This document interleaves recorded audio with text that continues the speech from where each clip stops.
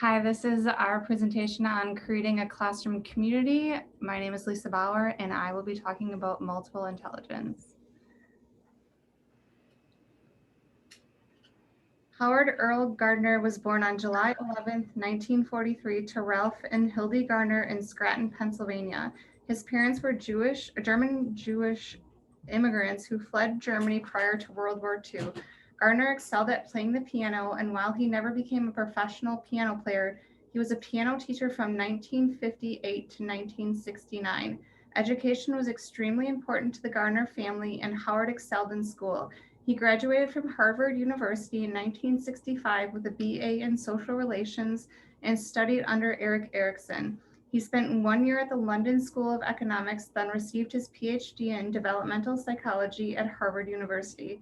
He worked alongside psychologists Roger Brown and Jerome Bruner, as well as philosopher Nelson Goodman. Gardner's postdoctoral work was done alongside Norman Geschwitz at the Boston Veterans Administration Hospital, and he ended up working there for another 20 years. Gardner became a professor at Harvard Graduate School of Education in 1986. In 2000, Gardner, Kurt Fisher, and colleagues established the master's degree program in mind, brain, and education at Harvard. This program was considered to be the first of its kind. Since then, many universities around the world established similar programs. Gardner has published many books on the topic. Since 1995, Gardner's focus has been on the Good Work Project, which is now known as the Good Project. This project encourages excellence, ethics, and engagement in work, digital life, and beyond. Gardner is married to Ellen Winter, Professor Emerita of Psychology at Boston College. They have one child, Benjamin. Gardner has 3 other children from an earlier marriage and 5 grandchildren. The overall aspects of learning theory, there's a short video that if you guys want, you guys can watch. It talks about the 8 multiple intelligences. Gardner is known for his theory of multiple intelligence. This theory came out in a book Gardner published in 1983 called The Frame of Mind. Gardner believes that people are not born with all of their intelligence. This theory has changed the perspective on intelligence. There are 9 theories of multiple intelligence. The verbal linguistic intelligence is a well-developed sense of spoken word and people are sensitive to the spoken word and written language. People who have verbal linguistic intelligence have a keen sense of listening, speaking, writing, and teaching. They're able to express themselves through oral stories. This is most commonly shared human intelligence. Translators, poets, teachers, politicians, journalists, and teachers have verbal linguistic intelligence. Oprah Winfrey and William Shakespeare are 2 examples of people who have this.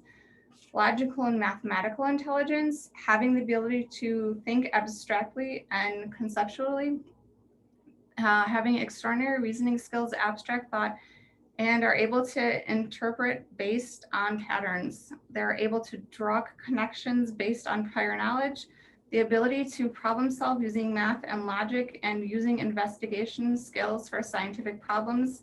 Bill Gates and Albert Einstein are 2 examples of people with this intelligence. The spatial and visual intelligence, the ability to visualize and manipulate the patterns of wide spaces, able to think in images and pictures. Building puzzles, constructing, painting, and designing objects are some skills that people with spatial intelligence have. Frank Lloyd Wright and Amelia Earhart are 2 examples of people with this intelligence. The body and kinesthetics intelligence is the ability of being in control of one's body or part of the body through movement and handling objects with precision and skill. Dancing, playing sports, or hands-on experiments are skills people possess when they have bodily kinetic intelligence. Michael Jordan and Deaton Cooley, MD, are 2 examples of this. Musical intelligence, having the ability to accurately distinguish between pitch, tone, and rhythms of music. People who have musical intelligence can produce and appreciate timbre, pitch, and musical patterns. Playing instruments, singing, and composing are skills known for musical intelligence. Musical and mathematical intelligence share the same thinking process. Beethoven and Stevie Wonder are two examples of people with this intelligence. Interpersonal intelligence is the ability to read and understand nonverbal cues of others. People with interpersonal skills are able to communicate with others effectively, as well as responding appropriately to their moods, motives, and desires. Empathy, seeking the perspective from others' point of view and understanding how to work with others are the skill for this intelligence. Mother Teresa and Eleanor Roosevelt are two people who have this intelligence. Intra and personal intelligence is the ability to be self-aware of one's own feelings and emotions. People with this intelligence are able to analyze themselves and are intuitive of who they are. They know their values and beliefs and understand their thinking process. Freud and Maya Angelou are two people who have this intelligence. The naturalistic intelligence is the ability to recognize and categorize plants, animals, and nature. People are able to connect to nature and apply scientific theory to life. Charles Darwin and Jane Goodall are two examples of people with this intelligence. And existential intelligence is the ability to have abstract thought about life and the universe. People who have this intelligence are able to have conversations about the meaning of life and death. Socrates and Buddha are two examples of people with this intelligence. Creating a classroom learning community with garners multiple intelligence by giving students opportunities to work with their skills and own their multiple intelligence. Honing in on observing and listening to these students to create a classroom environment that promotes each student's intelligence. Instead of having one way to complete a project, give students multiple options so they can demonstrate their learning. And this is an activity you can take. We will post it in the discussion. And Lakeisha will be talking about Webb's depth of knowledge. Hi, I'm Lakeisha Ellis, and I will be talking about depth of knowledge. Depth of knowledge was created by Dr. Norman Webb. Dr. Webb graduated from Stanford University in 1975, and he holds a PhD. He later went on to become a senior research scientist for the Wisconsin Center for Education Research at the University of Wisconsin-Madison. And it's here in the late 1990s that he developed the Webb depth of knowledge model. Dr. Webb is Dr. Webb is currently a leading strategist for evaluating systematic reform project for the National Institute for Science Education, which is a joint project between the National Science Foundation and the Wisconsin Center for Education Research at the University of Wisconsin in Madison. What is depth of knowledge? Depth of knowledge, Dr. Webb defines depth of knowledge as the degree of complexity of knowledge that the content, curriculum, standards, and expectations require. Therefore, when items are being reviewed for depth of knowledge, they're being reviewed to determine whether or not it is demanding cognitively as to what the actual concept, curriculum, standard expects. Depth of knowledge. The depth of knowledge model is comprised of 4 categories based on the complexity of thinking required for students to complete a task, ranging from the lowest to the highest levels of complexity. The first level of the depth of knowledge is recall or rote response. The first level requires students to primarily memorize or recall information. This level can also include a student's ability to follow simple procedures or using well-known formulas to complete a task. Examples of class activities that will represent level 1 could be flashcards, following a recipe, paraphrasing a chapter book, or completing a quiz or exit ticket. To create a loose analogy to popular game shows, a level 1 would be equivalent to Jeopardy! At this level, students answering questions either know the material or they do not. The answers at this level do not need to be figured out and or solved.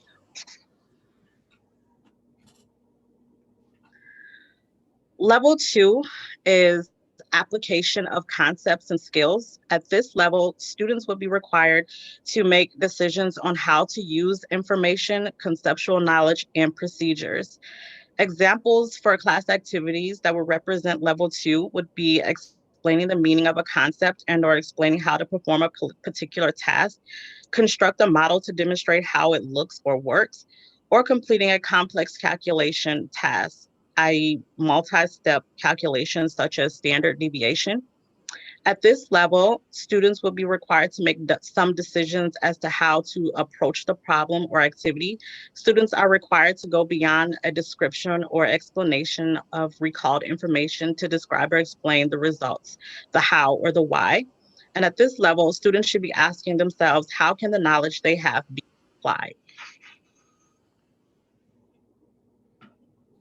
Level 3 is strategic thinking. At this level, students will be required to use reasoning, planning, and the use of evidence to solve problems and justify their answers. Examples of classroom activities could be Venn diagrams, flowcharts, writing a persuasive speech, or arguing for or against a topic, or prepare and conduct a debate. At this level, students would be expected to explain their thinking. Students should be able to analyze, explain, and support their answers with evidence. Students should be asking themselves at this level, how can the knowledge they use solve the problem? The fourth and highest level is extended strategic thinking. At this level, students will be required to use complex reasoning, planning, developing, and thinking, most likely over an extended period of time. Examples of classroom activities could be science experiments with evidence that supports the hypothesis, creating graphs, tables, and charts where students must reason through and organize information without instructor prompts, or completing a task that requires perspective taking and collaborating with groups of individuals.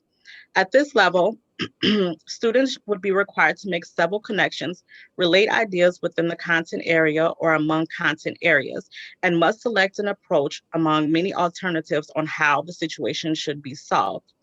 At this level, students should be asking themselves, how can the knowledge they have be extended? So now we are going to talk about Bloom's taxonomy.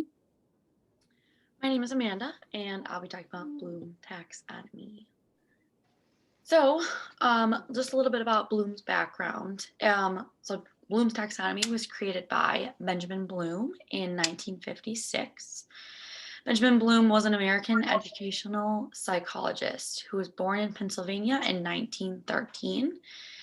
He received his PhD in education from the University of Chicago in 1942. He made major contributions to the theory of mastery learning, and he developed his taxonomy with learning objectives and skills that educators set for students today. So Bloom's created his original taxonomy in 1956. He, along with 4 others, published the works, which consist of these 6 major categories. These 6 categories were seen as a sequence, meaning you went through them as you gained more knowledge and as time went on about the given topic you were learning about. Typically, you follow this order as you learned. So starting off with knowledge. This involves the recall of specific information, the recall of methods or processes, or recalling a specific pattern. Next is comprehension. So it's the type of understanding where the individual knows what is being communicated and can make use of this material without relating it to other topics or ideas. Next is application. This is using the content in concrete situations. Analysis breaks down the content into parts so all the ideas are made clear and they can be related to each other. Synthesis is putting the parts of the content together to make a whole. And finally, evaluation, which is judgments about the value of the content and its given purposes. In 2001, a group of cognitive psychologists, curriculum theorists, and instructional researchers published a revised version of Bloom's taxonomy. They used action words in the revised version to describe the cognitive process by which thinkers encounter and work with knowledge. So, starting at the bottom, they changed to remembering. So this could be examples of memorizing state capitals, remembering different math formulas. Next is understanding. So summarizing the plot of a story or illustrating the difference between a rectangle and a square. Applying could be an example of using a formula to solve a specific problem. Analyzing can explaining how the steps of a scientific process work together or identify why a machine may not be working correctly. Evaluating could be them making a judgment on an ethical dilemma. And finally, creating. So writing a poem with a given tone and theme or designing a new solution for an old problem. So you can use Bloom's taxonomy in the classroom in many ways. A lot of the times it's often seen to use it's used to create different assessments. It can evaluate assignments. You can use it to increase the difficulty of a lesson or maybe help simplify the teachings of your lesson. It can be used for project-based learning, and it also is great for starting group discussions within your classroom. So in the discussion, I'm going to ask the question of how you can incorporate Bloom's taxonomy into your classroom community. And lastly, we have Teresa talking about the context of our Christian faith. So I am Teresa, and I will be exploring the contents of your Christian faith or worldview. So everyone has a type of worldview, whether it is Christian-based or not. Everybody has their opinion on how they apply things, and so we're going to be looking at it through the Christian faith lens and through the worldview lens. So Catholic theology has a similar take like Gardner's theory of multiple intelligence. In the Catholic theology, Paul claims that there are different kinds of gifts, but the same Spirit. There are different forms of service, but the same Lord. There are different workings, but the same God who produces all of them in everyone. So to each individual, the manifestation of the Spirit is given for some benefit. And this is found in 1 Corinthians 12, verses 4-7. So what Paul says in 1 Corinthians 12, verses 4 and 7 relates to Gardner's theory of multiple intelligence because we're all given a gift in one realm or another. Some of us are gifted musically, some of us are gifted with the spoken or written word, and others in the area of math or science, for example. For people of faith, Gardner's theory provides an extremely useful content for understanding, appreciating, and analyzing the goodness of creation. For people who do not see it from the Christian faith point of view, the multiple intelligence theory can put into perspective what they see as their strengths, and this helps guide them through their life and shapes their perspective of the world. So when students examine not only the Christian faith, but the world around them, they need to use the higher skills from Bloom's taxonomy to form their worldview and their foundational knowledge base. So according to Teacher Tools Online, the processes of remembering, understanding, and applying are important for the foundation of a biblical worldview. But these skills only result in the knowledge and not change thinking. The 3 higher skills from Bloom's taxonomy require students to use critical thinking to form a biblical worldview out of their foundational knowledge. These skills require students to use their knowledge to make something productive. When students mature, their biggest questions will not be about what the Bible says, but what they should believe what the Bible says. Critical thinking skills equip students to answer the hard questions about the Bible, and ultimately, in order for students to develop a biblical worldview, they must allow the Holy Spirit to shape their minds through the Bible. The same thing can be applied to a general worldview as well. Students need to remember, understand, and apply what they learn day to day to build their foundation for their worldview. While this may not shift their thinking dramatically, they will gain critical thinking skills to decipher what is important and what they will carry with them for the remainder of their life. And for depth of knowledge requires students to know, understand, and be aware of what they are learning in order to attain and explain answers, outcomes, results, and solutions. This can be applied to real-world scenarios to help students form an understanding of the world around them. According to EdUtopia, the depth of knowledge levels are also not developmental. When relating this to students, all students, including the youngest preschoolers, are capable of strategic and extended thinking tasks. What this looks like will differ, and what is a level 3 to a kindergarten student may be a level 1 task for a middle schooler. What depth of knowledge is giving students opportunities to do complex reasoning. It encourages deep thinking on a daily basis and thus has a strong impact on one's worldview. When relating it to a Christian worldview, one can use depth of knowledge to examine what the biblical worldview is based on the Christian perspective and how they can apply those principles to their daily lives. So this concludes our presentation on creating a classroom community with multiple intelligence, depth of knowledge, Bloom's taxonomy, and the context of Christian world faith. I'm going to put this question in our discussion as well, and I want you to answer how you see yourself applying Gardner's multiple intelligence, Bloom's taxonomy, and depth of knowledge to your Christian faith world or worldview as well. And here are our references. Thank you for listening.